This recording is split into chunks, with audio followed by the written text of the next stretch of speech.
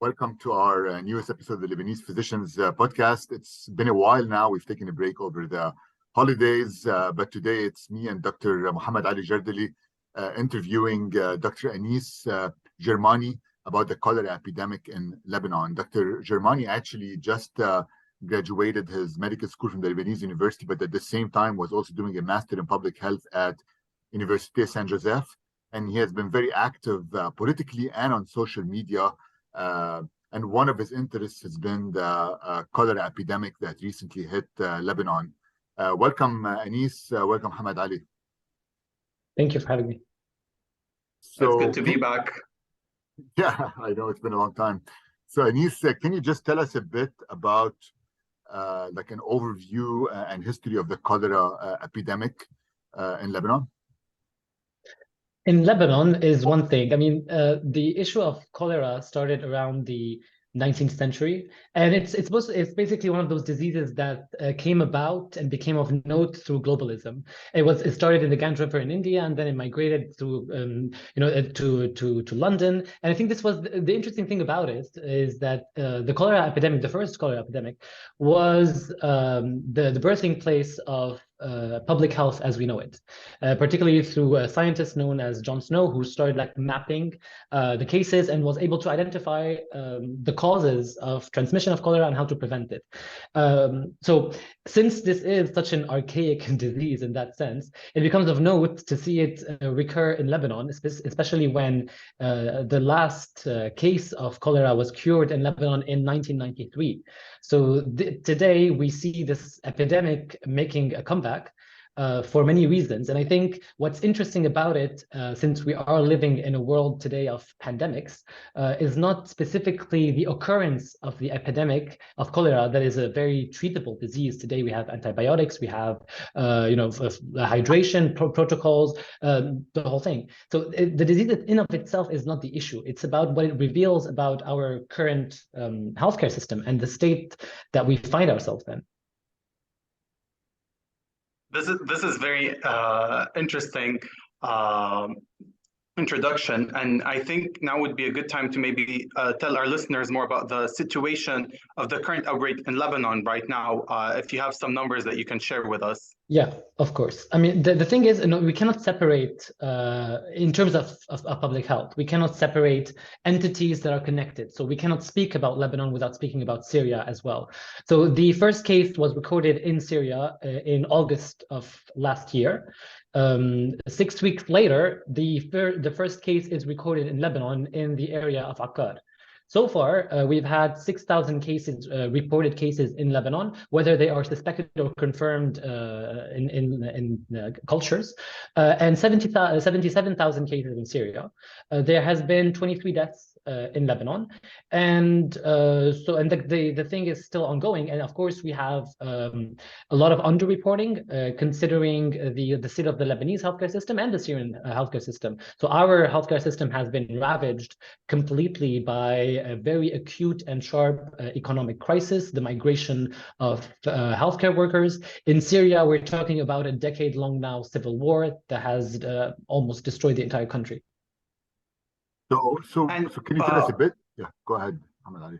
No, I was going to ask, what do you make of those numbers? I know 23 deaths are a lot of deaths, but it seems that the media and the politicians are downplaying the numbers and saying that we have it under control. How do you respond to that?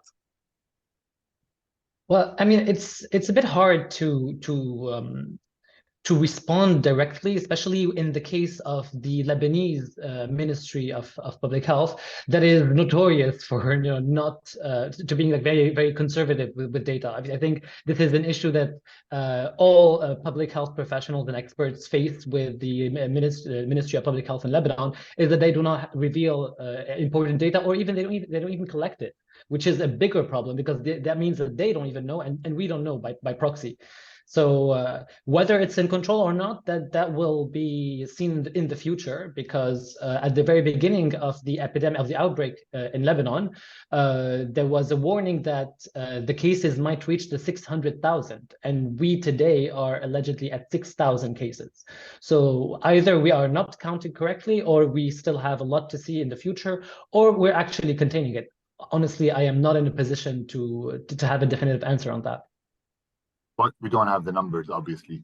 So what are the public health versus medicine, the structural, political, economic origins of the outbreak? Because it started in Syria. So what's the connection, I guess, between the starting in Syria and then moving over to Lebanon, and what caused it to spread in Lebanon? Well, let me just start by saying that it was not a surprise. It was going to start in Syria and move to Lebanon. First of all, cholera is a notorious disease. It is known that in countries that are ravaged either by war, by poverty, by natural disasters, cholera soon follows immediately. It is not a shocker. On the other hand, the idea that the fact that it migrated from Syria to Lebanon is also not a shock. We have very porous borders, and trying to ignore that, or trying to blame the epidemic in Lebanon on Syrians is just absurd, if not borderline, racist. Because there is another fact that we tend to forget, and that is that in the past decade or so, there has been 2 outbreaks of cholera in Syria that had not migrated to Lebanon. One happened before the war in Syria, before 2011, and the second one happened after 2011. None of these outbreaks moved into Lebanon. Then the question becomes why? And that is because the only difference is that Lebanon today finds itself in a crisis, an economic crisis that has completely ravaged its healthcare system. And looking back on the past 30 years and what we have done in terms of infrastructure, in terms of our healthcare system, and what's happening with the Syrian population that's residing in Lebanon and the Lebanese population residing in Lebanon, we see that this is basically, it's been a long time coming, honestly. We have been concocting a public health bomb in Lebanon. And now we can't be surprised when it blew up in our faces. So in the past 30 years, one of the main modes of transmission of cholera is it's a waterborne disease. So it happens mostly when you have drinking water that is contaminated by sewage, or water that you use for irrigation of plants that is also contaminated by sewage. So if you look back during the past 30 years on the expenditure that was done on waterways in terms of infrastructure that has to do with drinking water, we'll find that the government has spent approximately $1 billion only in 30 years on that infrastructure. And in terms of the infrastructure to irrigate, the irrigation infrastructure, it's also another $1 billion across 30 years. And that's compared to $250 billion that the government spent. So only $2 billion on water infrastructure in Lebanon. So it is no wonder today that we find ourselves in this situation when the infrastructure is completely messed up. We have sewage water that is contaminating drinking water. There is approximately 40% of the water that is being dispensed within the infrastructure goes to waste because of poor upkeep of that infrastructure. At the same time, UNICEF warned Lebanon in 2020, so 1 year after the crisis. It warned Lebanon of an impending crisis of waterborne diseases, particularly affecting children, because of that fact. So as soon as 1 year on after the crisis, the facilities that had to do with cleaning the water and pumping the water stopped functioning because there was no fuel left. And then people found themselves lacking water. The next year, or in 2022, actually, so the same year that the epidemic started in Lebanon, they issue another warning with another report saying that, yes, we find ourselves today in a crisis, a water crisis in Lebanon. The average water consumption dropped to the bare minimum for people that are able to survive. 50% of people who depend on the government infrastructure for water are lacking water. The other 50% find themselves in trouble to get water because the price has been hiked by 4 to 6 times. So I kind of remember the first recommendations that were issued by the Ministry of Public Health when the epidemic started in Lebanon. They were saying, yeah, drink clean water. I'm like, no. What do you do with that? If they could, has anybody had the choice between drinking clean water and dirty water, and they pick the dirty water? Who would do that?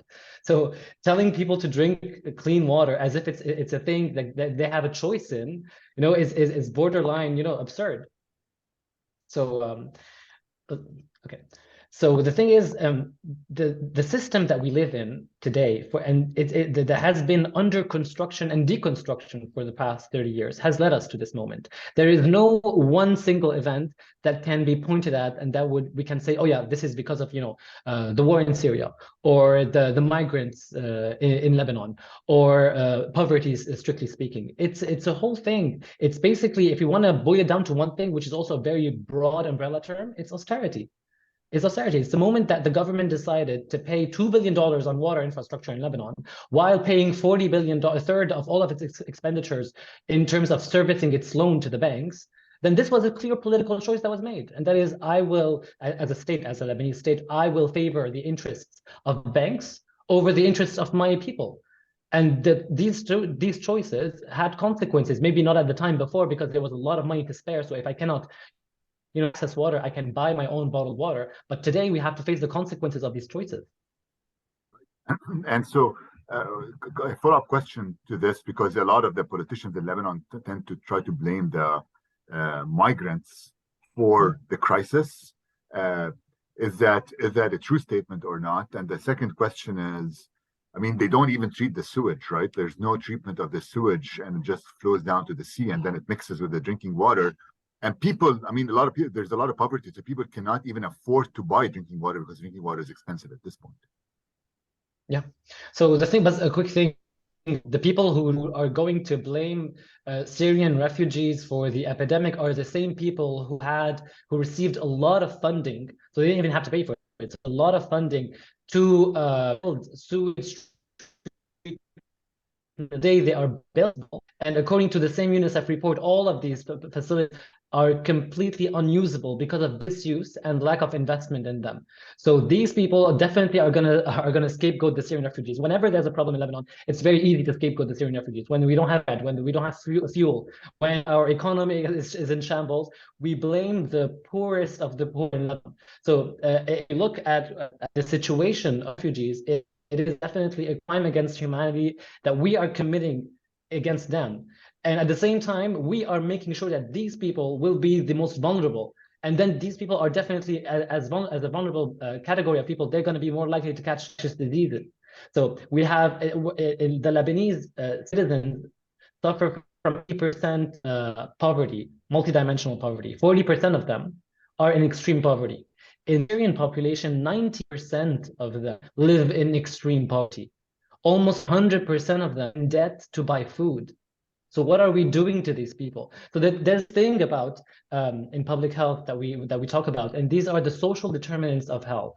And that is, as a doctor, I see a patient and why they are sick, and I think about the biological reasons of that and their treatment, and I try to fix that and address that. In public health, most diseases are man-made; they're not biological, and these factors are poverty, are homelessness, are unemployment. These are the things that make sure that either you have a disease or not. And taking into account what we're doing or actually not doing, because we're completely ignoring the Syrian population in Lebanon, we are making sure that these people remain sick. And in terms of infectious diseases, there's no such thing as ignoring a population that's living in the same geographic space that you also live in. If they're going to catch infectious diseases, you're going to also catch that as well. So ignore not a solution. So you raised an interesting point in that the onus of responsibility should not fall onto the individuals, right? There is nothing that those vulnerable populations can do to prevent cholera in terms of access to clean drinking water to begin with. And in terms of the border, I know at the beginning of the epidemic and the beginning of the outbreak in Lebanon, there was some concern of the cholera outbreak even moving to our southern border to occupied Palestine, but I don't think that happened. Is there an explanation to what happened at the southern border? Well, the southern border is closed, so why would it move? I mean, sure, through the river streams. We share the river, we share the water resources. Yeah, but I mean, but that also depends on what the occupation forces of Israel in Palestine are doing, and honestly, I do not know what they're doing. Neither do I care. But but definitely the movement of the epidemic, would be definitely stopped by a very, by a Safe rigid water border. I management. mean, not just that. I mean, like a very rigid border. I mean, because. Okay. So to summarize, we can say that this outbreak of cholera was 100% avoidable were it not for a series of austerity measures taken over the past 30 years, right? So this outbreak reveals more about the state of the Lebanese healthcare system than it does about the biological modality of cholera transmission. Is that a fair assessment, you would say? Definitely. And even if we look at globally, if we look at the occurrence of cholera epidemics in the year of 2022, we will find that there is a record-breaking number of epidemics this year. There has been 29 epidemics that year, according to the WHO. Usually the average is around 20 per year. So this means that since the entire world is living under some form of austerity, and according to a recent report that was published by a series of organization groups and NGOs, 80% of humanity today lives under some form or another of austerity. So these events are not disconnected at all, because by deciding not to invest in the security of your people, and I mean specifically in the health of your people, you're basically saying that I want you to die so that I can take that money and give it to somebody else. And in most cases, it is the large financial institutions. And this is exactly what austerity does. It's a choice to kill people by not deciding to pay for their healthcare, their education, their infrastructure, their way of life, all of these things. So yeah, definitely there is this definite correlation between the two. And there's also the acute management of the epidemic itself. So there was a 6-week gap between the onset of the epidemic in Syria and the onset of the first case in Lebanon. Did we hear about any preventive measure that happened between those 6 weeks? No. 6 weeks later, the first vaccine is dispensed in Lebanon. These 6 weeks that happened, these 3 months that elapsed, we could have started, asking for vaccines, because definitely we're not going to buy them, but we could have started asking for them like at the very beginning. So at the moment when the first case is recorded in Lebanon, we would already be starting dispensing vaccines. I mean, there is a lot of shortcomings for sure, but I mean, it's definitely a mix of years of austerity and the messed up, acute management of the epidemic. What And has the even by Ministry of focusing on vaccination, right? Even by focusing on vaccination, that kind of removes the responsibility of the government response in terms of providing clean water, in terms of waste management, water management. We saw a lot of focus on vaccination and complete disregard to everything else that can be done. Yeah, I think this is more of a PR choice, and this is not something new. I mean, our government is not even original in its PR campaigns. So if you look, you can easily compare it to the COVID pandemic response. But across the world. So when governments didn't want to provide for their citizens, not for their healthcare, not compensating them for staying at home, what did they say? Just take the vaccine and do whatever. I don't care about what's going to happen to you. Take the vaccine, as if it's going to also solve all sorts of problems, all sorts of underlying social and political and economic problems. So definitely, I think they're taking a page out of that book in Lebanon, saying, yeah, just take the cholera vaccine and everything will be fine. But even in that, I mean, at least in Syria, literally a war-torn country, as of last month, I think they had already almost met the target population vaccination. They had dispensed 1,900,000 vaccines out of 2 million. I mean, in Lebanon now we're reaching 600,000, and so there's definitely, and they have many more cases, a larger territory, more people. We have a lot less of all of these things, and definitely, vaccines are for cholera are definitely not a long-term solution. They're only a temporary solution to quell the outbreak, but it's not going to fix. It's not going to fix the infrastructure. It's not going to fix poverty. It's not going to fix the complete marginalization of the poor, of the refugees, of literally all of the Lebanese population. So a vaccine cannot fix these things, but people can. What are your They're only future giving a one-dose vaccine, right? So, sorry, Khalid. They're only giving a one-dose vaccine out of the two series, right? Because of the Yeah. worldwide outbreaks, like Yeah, we're there's a saying, like, global there's a global shortage of vaccines because of the 29 epidemics this year, definitely. And of course, because the COVID vaccine was prioritized, the production of the COVID vaccine was prioritized over others. So yeah. and also I guess the cholera affects poorer populations, so probably you don't make as much vaccine Yeah, it for doesn't these countries. sell. That's another Yeah, it one. doesn't sell. Yeah. So what are so basically, I mean, even if we quell the epidemic right now in Lebanon, there's still a huge infrastructure problem that has not been solved. So do you think the government will act to solve this problem, provide clean water for its citizens, clean the sewage? What are your future predictions regarding that? And what are your future predictions regarding cholera and other epidemics that could arise in Lebanon because of this? Well, if the same government in a different shape that has been present for the past 30 years wanted to fix the infrastructure, they had 30 years to do that. They're definitely not going to do it now after they went bankrupt. So no, I do not see that at all as something that's about to happen. At the same time, I cannot separate any kind of public health solution from a political solution, because healthcare is political. The idea that, do I believe that healthcare is a right versus a commodity to be bought and sold, this is a political choice. And based on that, there has to be definitely a political change for people to have access to healthcare in Lebanon, for people to have drinking water, for people to be able to, to go into hospitals, to be even the right even to be healthy, not even to go to a hospital, to just be healthy, clean air, clean water, a job, not being poor, good food. All of these things are inherently political, but they are also direct causes of bad or good health. So health is extremely political. I would have hoped that this would have been a wake-up call for the Lebanese leaders to see cholera outbreak in Lebanon and read Lebanon's name along countries as the DRC, Haiti, Malawi, Somalia, Pakistan, like countries, like you said, in Syria that are ridden with war. And to see Lebanon in that list, I would have hoped this would have been a wake-up call. But I don't, what will it take for them to take this seriously? Like, I don't get it. Honestly, nothing. They don't take it seriously. They don't care.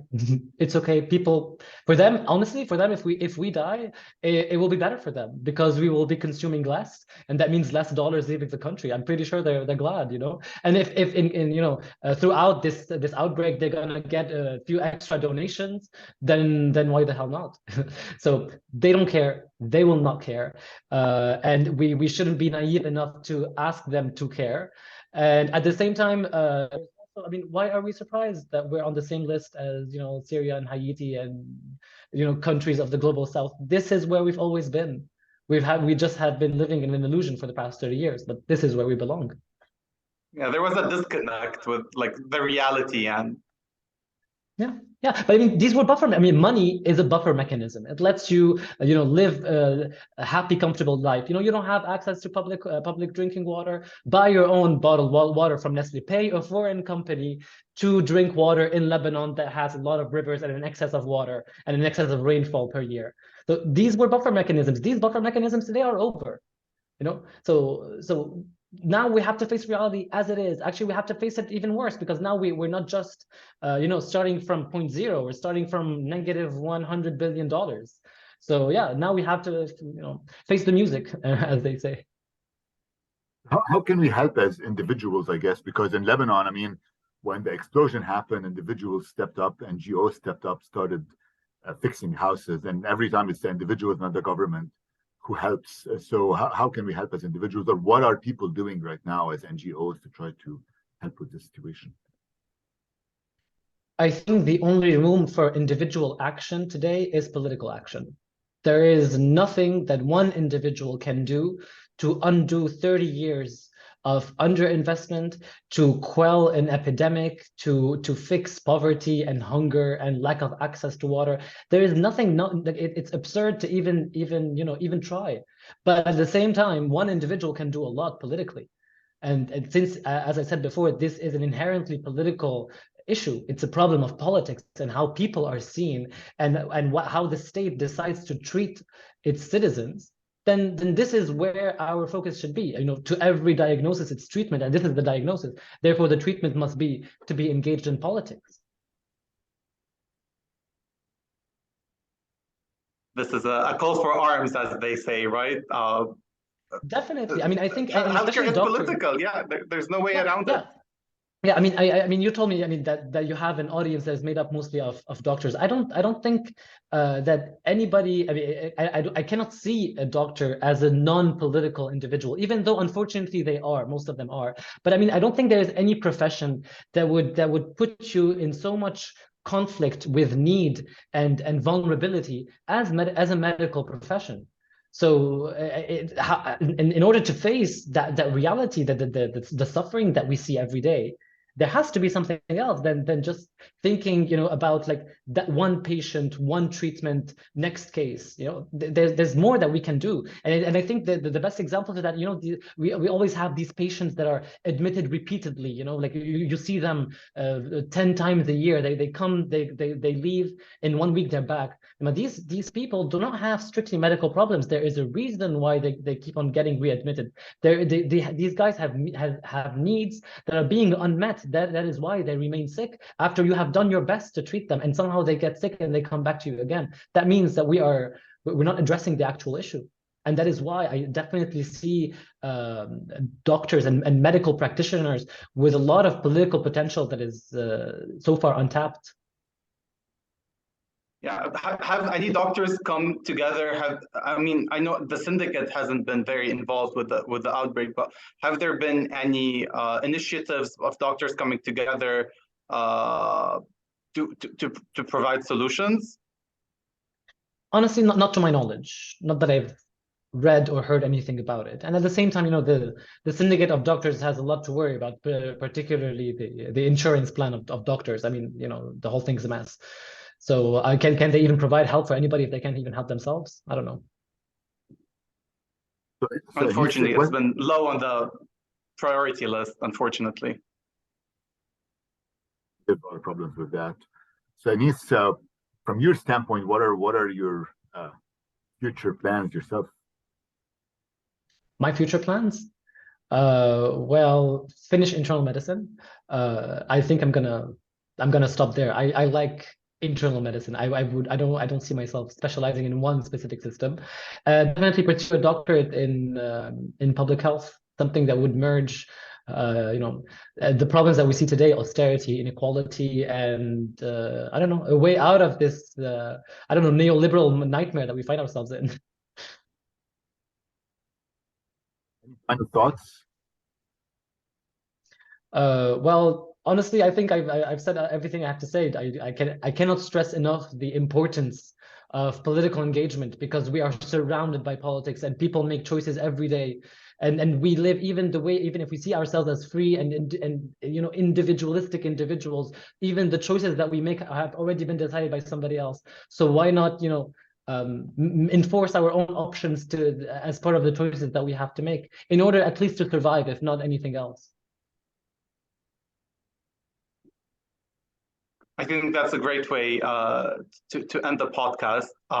We talked about the social determinants of health, but more importantly, the political and economical determinants of health. And you gave a very good summary about the cholera outbreak in Syria and in Lebanon, and how the onus of responsibility is not onto the individuals, and we should come together as doctors and strive for political change, because that is the root cause of the cholera outbreak and other future epidemics. Right, Lebanon right now is very vulnerable to any number of foreseeable outbreaks in the future. So everything's on the table right now until we find the political and economical way out of this mess that we're in.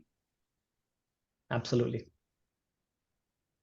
Thank you both for being on the podcast, and I hope the listeners will learn more about the epidemic, and hopefully somebody will help out to quell future epidemics in Lebanon. Thank you very much. Yeah, I think Anis's energy is contagious. So I hope people feel invigorated to do something I hope about so. this. Thanks so much for having me, guys. Pleasure.